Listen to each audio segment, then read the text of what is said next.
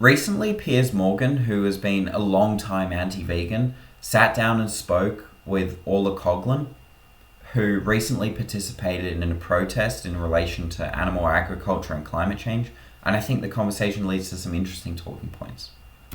Well, hungry vegans targeted Big Ben today, spraying white paint outside the House of Parliament ahead of Liz Truss's first Prime Minister's questions. The Animal Rebellion protest group says the white paint symbolises milk and was intended to represent the destruction of the dairy industry. Also represents, of course, petulant vandalism and the destruction of a historic building. It's the fourth day of action from the group. They've also cleared milk from the shelves of supermarkets in 4 different cities. They say they're aiming to force Liz Truss to the negotiating table, but are they in fact just annoying the hell out of all of us? Well, joining me now is a spokesman for Animal Rebellion, Orla, who was at the protest at Big Ben earlier today. Good evening to you. Thanks so much for having me. Okay, so I think it's important to mention that I don't have particularly strong views either way about the protest, whether it was a good thing, a bad thing, whether it was beneficial or detrimental. I think the reason why I'm responding to this video in particular is that the conversation leads to some interesting points further on. I don't particularly hold strong views about the protest. Why would chucking paint all over Big Ben persuade someone like me to give up meat? Yeah, so as you and your viewers probably know, we're in a climate and ecological emergency at the moment. And so what we're doing is we're asking the government to support farmers and fishing communities in a transition to a plant-based food system, because we know that animal agriculture is a leading cause of the climate crisis. And so if we transition to a plant-based food system, we can free up vast amount of land in the UK, we can rewild and we can draw carbon down. Okay, look, that's all fine. That wasn't my question. My question is, why does chucking paint over Big Ben, why does desecrating Trafalgar Square with red dye, chucking milk around Harrods, destroying supermarket shelves and so on, how does that persuade me, who already likes eating meat? Why are you going to persuade me by being a vandal? So I think it's important to mention that regardless of whether this protest was a good thing with Persuasion, when it comes to Persuasion on certain issues, there are some people who are just not going to care about anything that you say or do. For example, you might have somebody who really likes eating meat and they don't care about animals. You showing them, the most horrendous animal abuse in factory farms and saying that you're contributing, you're paying for this to happen. Well, there are some people who just aren't going to care about that at all. And that's the unfortunate truth, is that people on both sides are just not going to care in some cases. And persuasion is a very subjective thing. Don't get it. Yeah, I think we're in an incredibly difficult position at the moment because Why are you making it any easier? Because we've been trying to talk about these things now for a very long time. And so we're at a point where we need to escalate protest so we can gain more media attention on the subject and I don't know anyone you persuade. I haven't heard anyone go, you know what, I was a meat eater and I saw Big Ben being desecrated, this great monument of this country, and I thought, I know what I'll do. I'm going to go and give up meat and start eating gruel. I haven't heard a single human being say that. Why would they? I think the purpose of protest is not necessarily to win over people. It's to bring to annoy us? To bring these important conversations to the table. Yeah, but we know the conversation. You're a vegan, right? I'm a meat eater. Why can't we just both live happily in each other's orbit? Why can't you let me just get on with eating meat and you eat your gruel and we're all go home happy? So this is a big point. I wanted actually to make a video specifically on this kind of point. But I think the thing here is that if you think that eating meat on the climate crisis is a significant moral issue, then it's perfectly consistent and reasonable, at least from that person's perspective, to engage in protests, to talk about this particular issue. If you care very deeply about rising sea levels displacing humans and animals, if you care about humans and animals being killed in forest fires due to rising temperatures, you care about fish being killed due to the destruction of coral reefs, if you care about these issues, it's entirely consistent to advocate for these issues, to engage in protests, to talk about it, to raise awareness, to raise money for those issues. It's entirely consistent. I mean, I'll give another example, and this might be more extreme, but hopefully it gets the point across. let's say you really care about dogs, you care about their well-being, you care about their lives, and you have a neighbor who has recently bought 3 puppies and decides to each morning hang those puppies up by their hind legs and cane them for an hour. Well, if you care about the lives of puppies and you care about them not being hurt, then of course you're going to talk to your neighbor and say, why are you doing this? This is wrong. Or call the police. Of course you're going to do that. That's entirely consistent given your attitude about dogs. And so if Coghlan does, in fact, which I think she does, care about the climate crisis, care about the lives of animals, care about the lives of humans, and she thinks that the animal industry is significantly damaging the climate, then of course she's going to advocate for that level of awareness. That's entirely consistent. Because we know animal farming and fishing are a leading cause of the climate. And we know having a strictly vegan diet is bad for you as well. Well, that's not true. A lot of science says it's bad for you. That's not true. It is true. Oh, but What do you eat? Okay, so if Morgan had any credibility when it came to scientific claims or empirical claims, I think that credibility is thrown out the window at this point.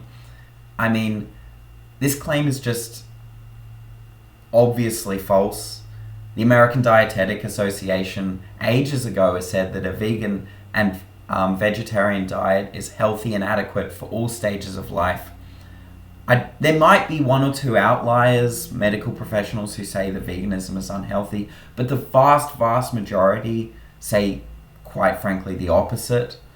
And so I would love to see the empirics that Piers Morgan has for that claim, because it seems obviously false. And I can put the empirics in the description. I'll put the American Dietetic Association and other empirics that, falsify Morgan's claim. I eat... Do you eat almonds? Do you drink almond milk? Eat almonds? I think you're digressing from I'm just asking a question. the big issue. I'm just here. curious what you eat. Would you eat almonds? I'm here to talk about the climate crisis. Answer my question. Do you eat almonds or drink almond milk? 30 million people in Do Pakistan you drink almond milk? have been affected Do you by drink almond milk? severe floods. Do you drink almond milk? I drink plant-based milk. You do. And do you eat avocados? I eat a plant-based Do you diet. eat avocados? We're asking the government. Do you eat avocados? Yes? A leading study from... Do you? Look, it's an interview. You don't just answer different questions. Do you eat avocados? I eat a plant-based diet, which Do is... you eat avocados? Yes. Yes? You do. Great. Do you know how avocados and almonds get made? Absolutely. You do. Yes. So you realise that in California, every year, for 6 weeks, they fly in billions of bees to create your almonds and avocados, and in that process, several billion bees get murdered. This is a bee. Right? That's a bee. That, last time I checked, is a living animal. Billions get slaughtered so that you, sitting here, pontificating in between smashing up our buildings, so that you can have your almonds and your avocado. And I say to you, why don't you care about the little guys?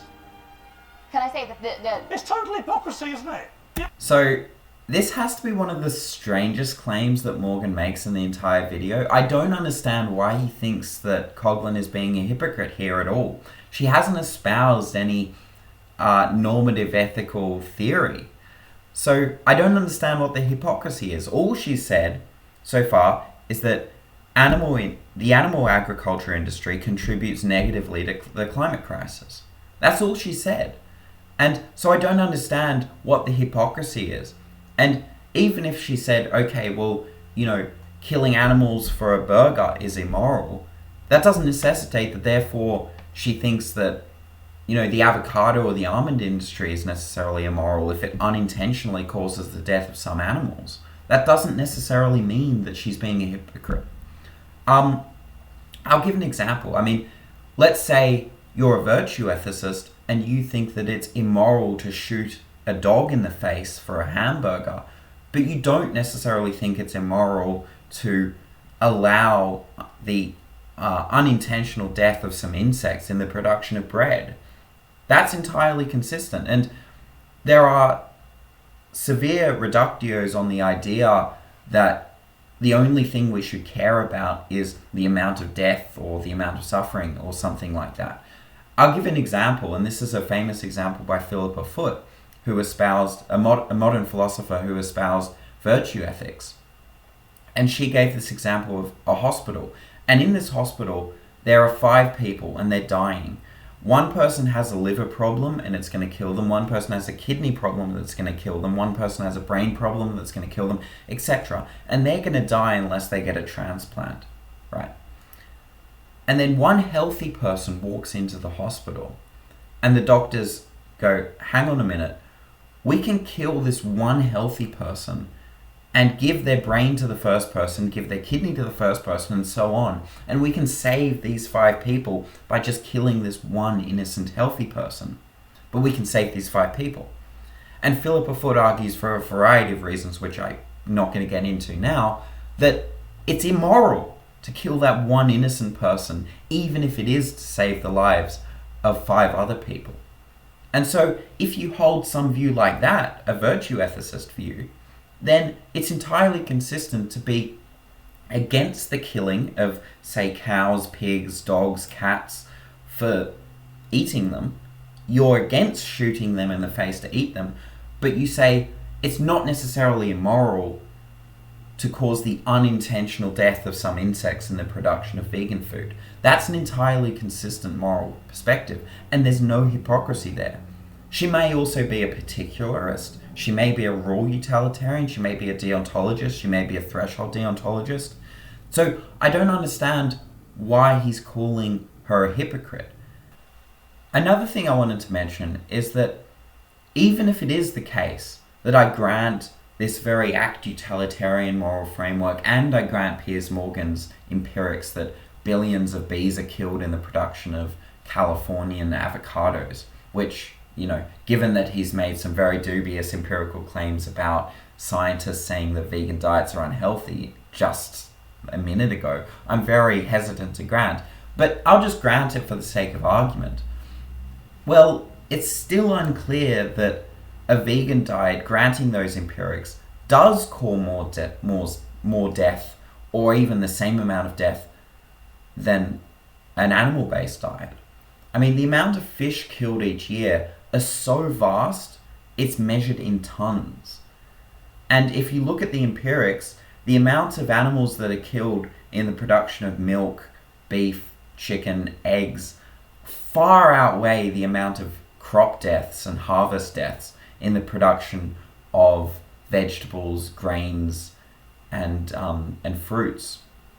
So even if I were to grant this very act utilitarian moral framework, which a lot of people don't even hold to, and even if I were to grant Piers Morgan's empirics, which I'm hesitant to do so, it's still unclear why a vegan would be persuaded that they're being a hypocrite. It still may be the best port of call to be a vegan, even if it does cause some deaths, because the amount of deaths in the animal industry are far greater. And even if it's not, they may not be an act utilitarian. So I don't understand what Morgan's charge of hypocrisy is here. He doesn't even know what Coghlan's normative ethical system is. So I don't understand this charge at all. I don't care about bees being murdered. Will you let me speak, Piers? Huh? Will you let me speak? Why are you laughing? It's not funny. I'd like to respond. Bees getting slaughtered and you giggling away like it doesn't matter, whilst destroying buildings because you care so much about animals. You don't care about the little guys.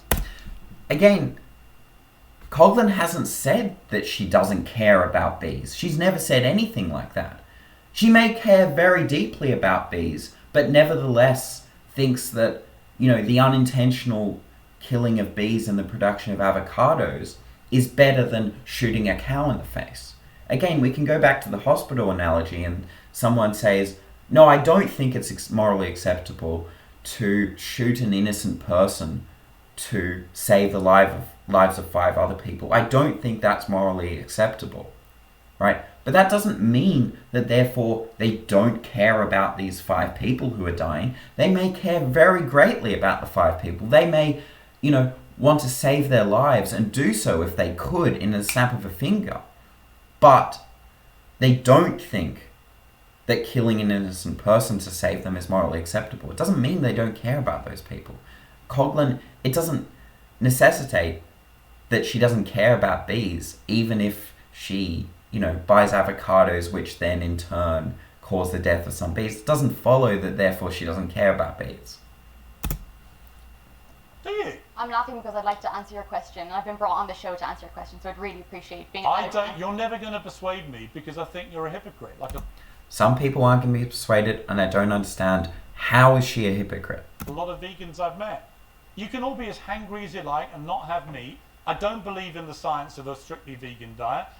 Where are the empirics for that? If vegan diets worked, a lot of animals wouldn't eat other animals. Do you believe in the climate? This is one of the strangest points, I think. If a vegan diet worked, a lot of animals wouldn't eat other animals. There may be some animals who are obligate carnivores who they need to eat meat.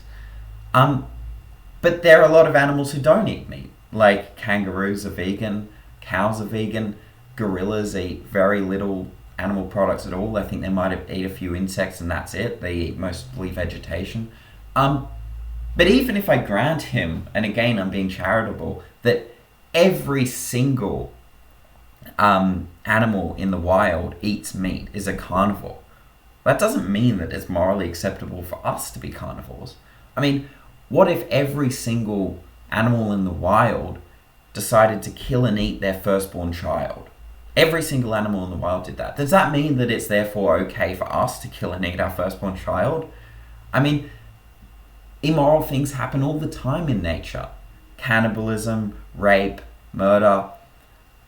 That doesn't mean that it's therefore okay for us to rape, murder, and cannibalize each other. Doesn't follow at all. Crisis. Yes.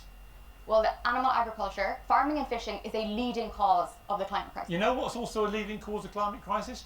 Planes which carry vast amounts of your avocados and your almonds from California and fly them thousands of miles to your table here. This seems like a complete dodge of the point being made, because Coghlan's point that I think she's making is that the animal industry is a leading cause of climate change. It's one of the biggest factors. And to say, oh yeah, but the vegan industry also contributes to climate change. Well, that's completely dodging the point. That doesn't mean that it's one of the leading causes. Right? It's as if, say for example, you're saying, okay, well, catching a bus is much better for the environment than driving a car. And someone comes along and says, oh yeah, but buses contribute to the climate problem as well. Well, again, for that kind of argument to hold any water, you would need to show that taking a bus contributes just as much as driving a car to the climate crisis. Because if it's the case that taking a bus contributes far less to the climate crisis than driving a car, well then that's a good argument, if you care about the climate crisis, to take a bus rather than drive a car, keeping all other factors equal. So to say that, oh yeah, the vegan industry also contributes in part to the climate crisis is just a complete dodge of the point. The point is that the animal agriculture contributes far more than the vegan industry. Here in your vegan cafes. And then they also go in trucks. And that is an environmental hazard too. So you're not only are you killing billions of bees, you're destroying the planet. And yet you have the brass neck to sit here in between munching your almonds and your avocados and start preaching to me about how virtuous you are about not killing animals. I don't think Coghlan has said anything about her being virtuous for not killing animals. She hasn't said anything like that. And saving the planet. I'm like, hang on, you're destroying the planet and you're killing billions of bees. I don't get it. Can I respond? And you're wrecking Big Ben. Can I respond? And Trafalgar Square. And you're breaking up Harrods. I hear that you're very frustrated. No, I just find it such absurd, hypocritical nonsense. What's the hypocrisy? I don't understand. Why is she being hypocritical? What does he do? I would really like to respond to that. Go on then. So a leading study from Oxford, which is the most comprehensive study on food and the climate that has ever been done before, has said that animal products, that's farming, animals and fishing, is the leading cause. Is a bee an animal? This is again trying to divert by is a bee an animal. Again, the point that Coghlan is making is that the animal industry is one of the leading causes of climate change.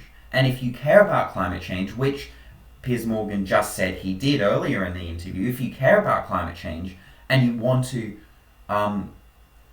do something to address the climate crisis, then the animal industry should be one of the biggest port of calls. That's the point she's making, and he's completely dodging it. Okay. I'm not finished, sorry. It surpasses... Orla, is a bee an animal? It surpasses... Is a bee an animal? What Coghlan is trying to say is that, I think at least, is that the animal industry, the negative contribution to the environment surpasses this, the negative impacts of transportation, like taking vegan food in planes and trucks and stuff, that the animal industry contributes more even when you factor in these negative impacts to the climate on vegan food. That's the point she's trying to make, I think. Piers, can I... Is a bee an animal? It surpasses all... Orla, is a all bee... plant-based options. Is a bee... Is one of these things an animal? Of course a bee is an animal. If a bee is an animal, why are you slaughtering them? Why are you not talking about the most important issue that is facing our planet Because it's today? rank hypocrisy. It is What's the hypocrisy? not hypocrisy. I meet so many vegans who devour avocados and almonds and don't seem to realise it involves the slaughter of billions of bees. I mean, again, there may be some vegans who aren't aware of that, but I think a lot of vegans are aware that some animals do die in the production of their food. But again, they might think that it's the lesser of two evils, that actively killing an animal by shooting it in the head, not to mention the horrendous conditions that they have to live through before they're killed, that causing the unintentional death of some insects is the lesser of two evils.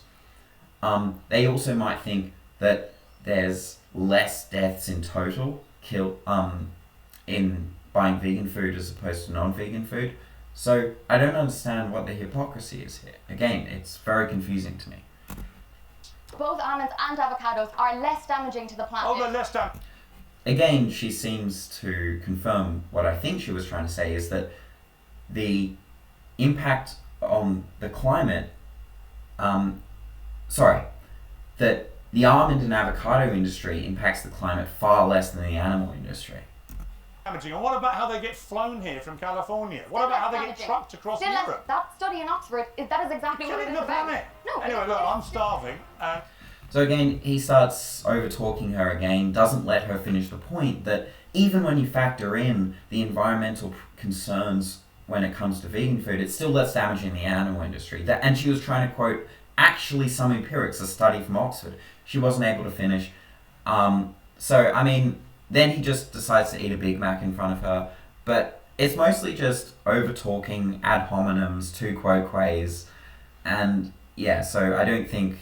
The video is just complete garbage. And I know this probably is never going to happen, but I would love to debate Piers Morgan on some of these things. I think that would be fantastic. But I know he's probably never going to watch this and never going to agree to a debate. But if he does, that would be phenomenal. But it's probably never going to happen. But yeah, thanks everyone for watching. I hope you enjoyed it. Like and subscribe. See you later.